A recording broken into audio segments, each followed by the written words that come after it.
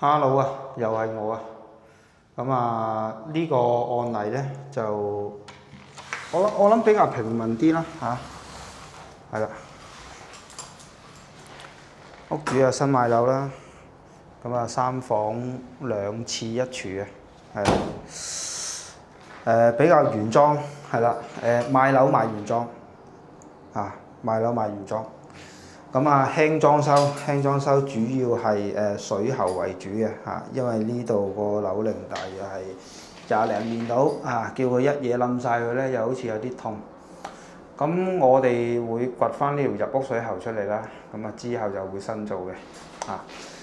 咁初步計劃咧就係留定一條尾喺個櫥櫃出邊，我諗留到呢一度左右啦嚇。咁啊有睇開影片嘅朋友都知啦嚇，將來係貨走廊入屋嘅，係啦。咁因為如果呢條尾唔留喺度嘅話咧，你又將呢啲嘢冚咗入去隻櫥櫃後邊嘅話咧，咁將來一係就個師傅咧一路掘，就一路喺度詛咒你；一唔係佢就同你講：冇啊，做唔到，劈爛隻櫃佢。咁好啦，由廚房一路行啦嚇，咁啊走廊啦嚇，有3間房啦，唔喐嘅啊，2個廁所，客廁呢個就咁啊，做一個新嘅排位嚇，咁啊來去水全新，咁啊做埋出外牆嘅啊，咁啊棚亦都係搭好咗啦嚇，隔離呢一倉都係大同小異嘅。值得一講嘅，呢度原本係一個浴缸位置，係啦，行家一睇就知啦啊。咁咧我哋值得利用嘅就係佢呢一個主斗位，係啦，有一個氹仔係嘛，棺材仔咁樣樣。我會利用呢個位咧，去將嗰個將來個企缸嗰個飾面或者隔氣咧，盡量撳低。嘗試去令到咧就係話我踏入去個企缸度，盡量係攞平，或者係嗰個高低唔好爭太多嚇。咁呢個就係現場環境嘅嗰個利用。另外咧就係我睇下可唔可以嘗試用埋佢呢條警報喉，大家會見到係啦。咁呢條警報喉係而家唔俾用㗎啦，法例唔俾，但係佢舊底有啊，非常好。咁我哋利用埋佢，睇下可唔可以做一個二次排水，次級排水。咁跟住落嚟，我嘅動作就係做翻個臨時水先啦。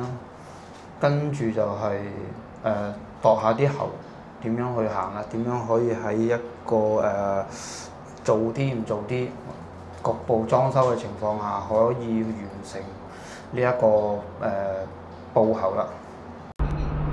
睇開我影片嘅觀眾咧，亦都知道我好慣常定係啦，call窿嘅係啦。咁呢個方法咧，除咗係成本高之外咧，其實就冇乜壞處嘅嚇。咁第一，佢破壞嘅程度係極少啦嚇。咁啊，需要注意嘅地方就係 call 完窿之後咧，記得要攞瀨水泥油咧拖翻嗰啲塵同埋泥漿，係啦，就咬啲嘅嚇，止水性能好啲。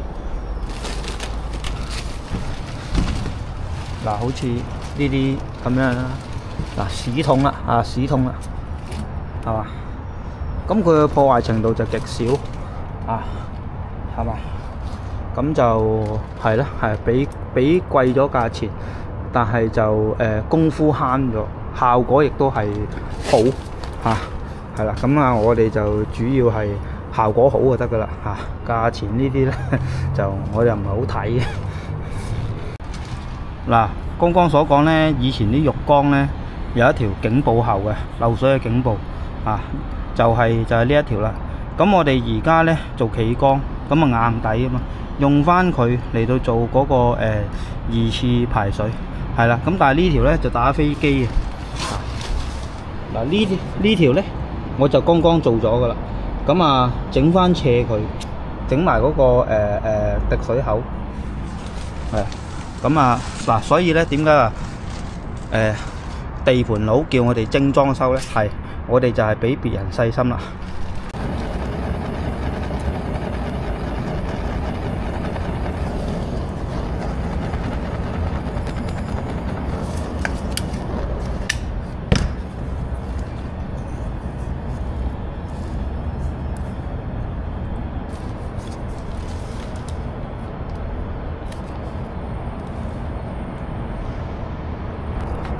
有陣時搭得個棚裝修咧，咁其實就基建嘢咧就做多就好過做少嘅。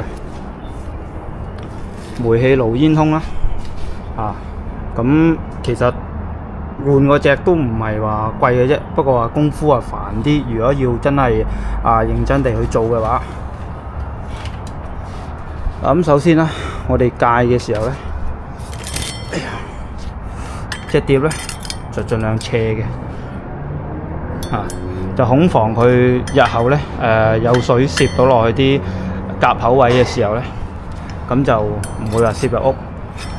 呢個又係一啲細節咁另外咧，如果起得佢出嚟嘅話咧，其實打得個四正正咧，咁最好叫泥水師傅咧就打個泥油奶水咁呢個煤氣爐煙通位咧，亦都係一啲滲漏好多時候住落滲漏嗰啲樓上樓下啲關係搞得唔好咧，又係呢啲好難查嘅。其實你其實裝修最好就即係所有啲基建嘢做妥啲咁日後住得安心啲，係嘛？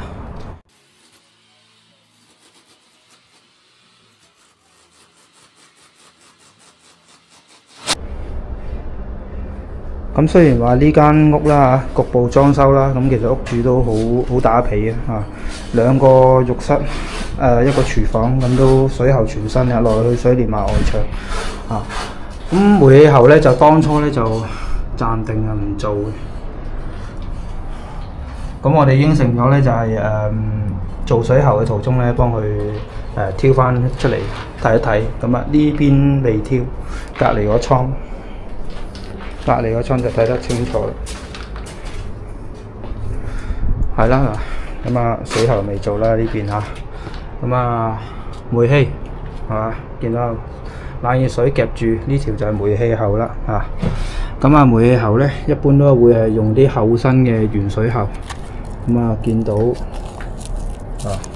其實佢已經係鏽蝕咗一半㗎啦，已經即係條喉可能係本身係有5個 mm 嘅，佢已經係得翻2個 mm 或者3個 mm 㗎啦，已經咁點解會係咁樣鏽咧鐵床喺牆入邊咧，理論上就好襟嘅，就估計都係呢啲煤氣煙通位當初做得唔好。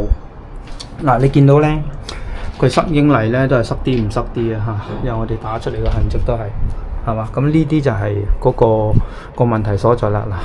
我哋精裝修就可以有呢個服務報告翻睇下佢會唔會做咧。好啦，咁而家個框就打咗出嚟啦。有陣時呢啲嘢我唔話俾你聽咧，好多人都唔知，以為換個殼打行膠咪得，係冇用嘅。喺瓦仔面打膠咧，尤其是呢啲紙皮石係冇意義嘅，全部係中空嘅，有窿有罅嘅呢啲好多都係。咁所以咧係啦，點解我會知？因為個撚個漏水都揾我，但係我又唔想做漏水，我想做水喉嘅啫。呢啲咧就係廚房嗰個油煙機嗰個風序啦，係嘛？咁都見到咁係啦。樓上嗰啲其實全部都係㗎啦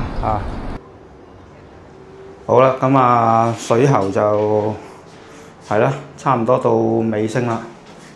咁又係嗰句啦空間許可嘅，盡量將隻水掣就擺出嚟啦。咁就住呢樣嘢咧，都有好多意見話我搞風搞雨整色整水咁又係啦。入屋後咁基於價錢問題就冇換到嘅咁我哋抄翻條舊喉出嚟咧，即刻俾個新掣咁採用咗不鏽鋼。咁然後其實呢一擔嘢點解會話麻煩咧？係做起上嚟好麻煩嘅。你唔好睇明喉因為佢又明又暗咁樣。咁但係咧，其實呢一啖嘢係嗰個可能性係好高嘅。例如係譬如，如果你嫌個入水喉嗰個水質有問題，你可以喺呢一啖嘢度做個 filter， 做個前置濾水啊，諸如此類。或者係外邊走廊有啲懷疑漏水，喂，咁你一梯4火一梯8火，你點知係咪我條喉漏啊？係嘛？咁有懷疑嘅時候就可以有發揮啦，即刻剁咗佢。你要試呢邊又得，試嗰邊又得。如果你將呢啖嘢藏咗入去嘅話咧，你就試唔到啲乜嘢嘢嘅嚇。我重申一次，打磅係試唔到輕微漏水嘅，而輕微漏水佢日子有功燥下之後咧，你可以想像為嗱呢啲，譬如你摸唔到有水啊，呢一啲濕氣，咁呢啲就係個倫理關係唔好，因為做唔到測試，亦都唔好做測試。咁我呢一啖嘢就可以充分咁利用。我陣間仲會做埋條士啤嗱，呢樣嘢又係俾人話嘅嚇。係啦嗱，咁鏡頭見到因為入屋喉係舊嘅，咁我哋喺呢一次嘅工程咧所以就話室內做喉。咁但係我亦都係做咗一條士啤嘅俾佢，因為呢一個櫃躉咧，其實你可以想象下埋咗櫥櫃之後咧，你條新喉喺門口入嚟啦，你係冇辦法入到去，即係你一定要劈爛佢隻櫃。但係我呢招就唔同啦，我呢招一早做定，冇幾多功夫啫嘛，其實但係因為就係呢啲好少少嘅一個心意又好，一啲做多咗嘅額外嘢。所以就俾啲行家話啦話我係啦，好啦，咁另外題外話啦，都講到不鏽鋼卡壓或者係卡壓呢樣嘢啦，無論係銅卡或者鋼卡啦，雙卡單卡，咁觀眾亦都會存疑啦，就係呢一個膠圈，係啊。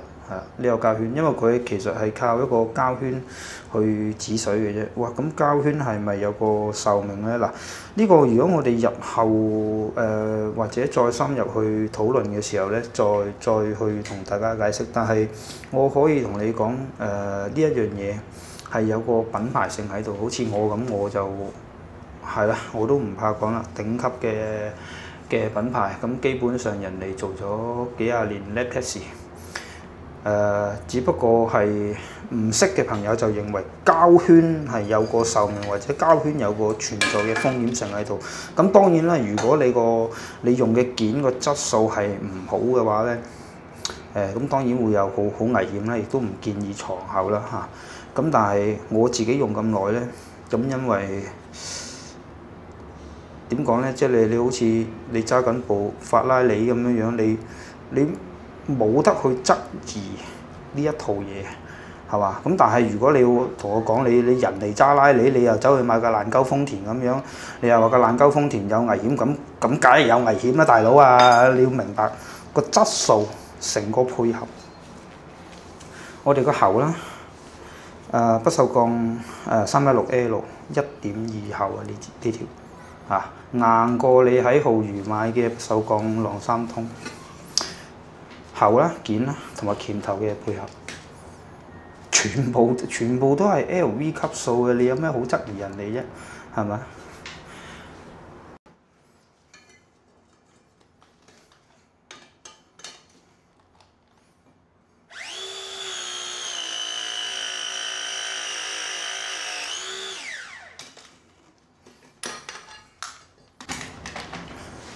其實煤氣喉咧，而家都有一啲係用緊不鏽鋼，不過聽聞話就係因為個品牌所以有存在個風險性喺度。咁遲下可能佢都會用埋呢啲牌子㗎啦，咁可能就會更加安全啦。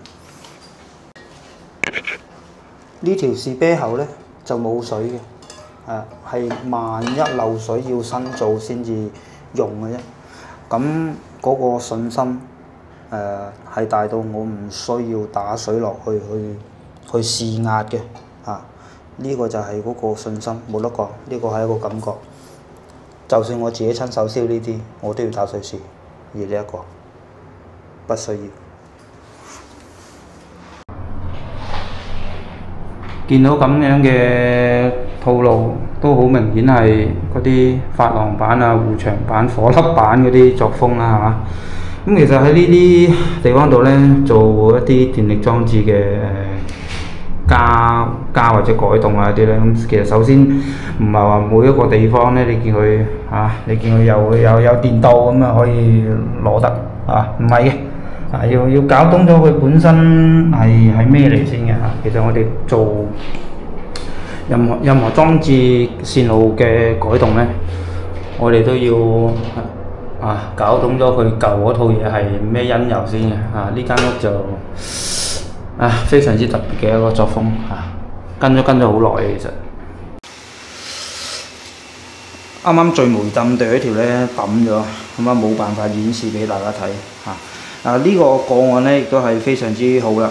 咁啊業主亦都係一個普通人家啦，新買樓，但係佢都好知道嗰個裝修個核心喺邊度，佢好重錘咁抌晒落喺一啲重要嘅基建上面嚇。咁亦都係小弟一本科，係啦，四樣嘢嘅啫嚇，水電煤防水係啦。呢四範嘢，如果其中一範出問題嘅話咧，咁其實你間屋係住得唔舒服嘅嚇。咁記住啦嚇，講到呢度，拜拜。